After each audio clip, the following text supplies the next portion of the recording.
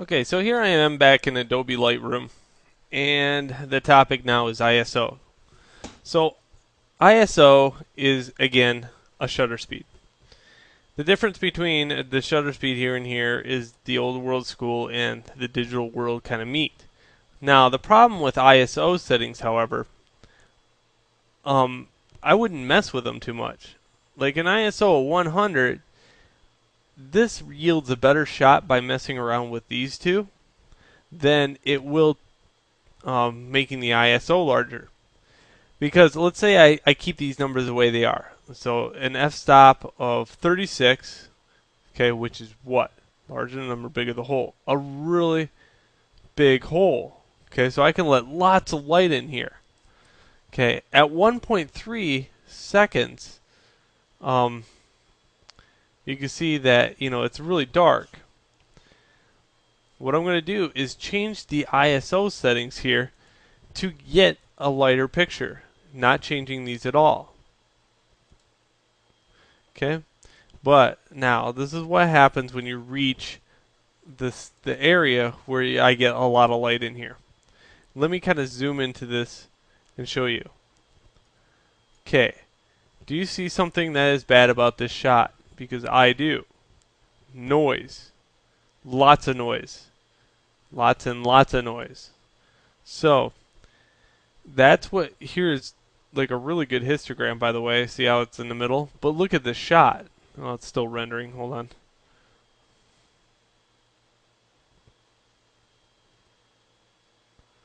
Still rendering. And, you know, it's not even close to being a good shot, but the histogram is saying it is a good shot. Why? Well, there's so much noise. I can't even understand it. So much noise. It kind of looks like something I would pull off the internet. So I would leave this alone, the ISO settings.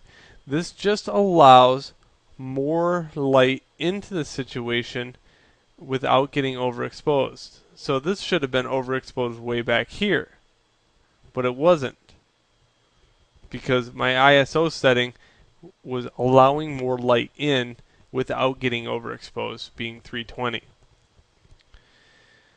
All right, so what does all this mean anyway? Because let's kind of do a exposure here. Let's look at the exposure settings I had back here.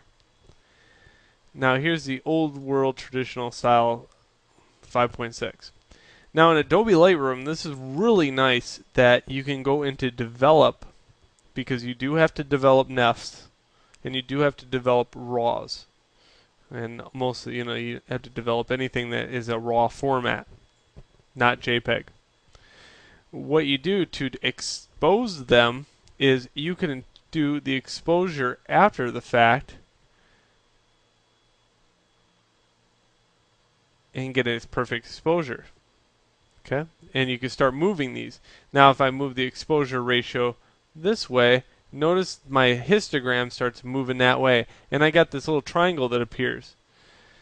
If I mouse over the triangle, these little red dots appear on my screen. These are telling me that these are blown out pixels, never to be recovered again. If I start moving it this way, again, I have blue. Blue tells me that there are pixels somewhere in here that are overexposed, never to be recovered again. So what I want to do here is keep my histogram somewhat in the middle. Okay, now down here I have the area blacks. Okay, so my exposure ratio, if it gets too high, I can come in here with the blacks and start darkening them off and get a very contrasty look for the situation. Okay, let's shift some of these back, shift some of these blacks back. Fill light is just the light that surrounds the object. So right now I'm getting a little less detail in these areas. If I offer some more fill light, I could start getting some of these other shadows to not be so harsh and some more detail shows up. Again, this was the worst exposure ratio, very overblown, but I'm still able to recover most of it using Adobe Lightroom. Okay, now, being that you're not rich, or maybe not rich, and you can't afford Adobe Lightroom, how to adjust the exposure settings, you can do that at Adobe Bridge using just clicking on it and going in here. Boy, this is all jacked up. Open in camera raw. Okay, wow, look at this. All this red. What's this telling me? Well, the red's telling me that these are blown out pixels. And I got these because I have this highlighted.